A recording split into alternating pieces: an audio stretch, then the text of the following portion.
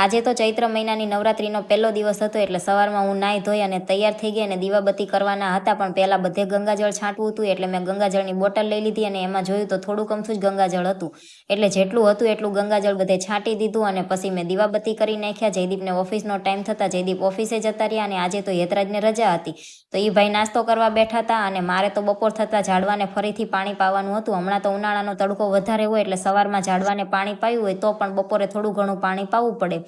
મારું બિલ્લી જે સાવ સુકાઈ ગયું હતું એ મસ્ત મજાનું મોટું થઈ ગયું હતું અને હારવાર પીપળાનું ઝાડ પણ ઉગી ગયું હતું.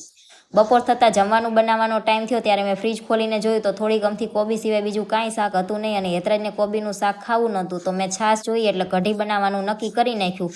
મને અને હેતરાજને કઢી હોય તો ચાલે એટલે પછી મેં આદુ મરચાં અને લસણ ખાંડી નાખ્યું અને એક બાજુના ગેસે કઢી વઘારી નાખી અને બીજી બાજુના ગેસે રોટલી કરી નાખી અને હું ને હેતરાજ બેસી ગયા જમવા. વિડીયો ગમ્યો હોય તો લાઈક કરજો અને ચેનલને કરી દેજો સબસ્ક્રાઈબ.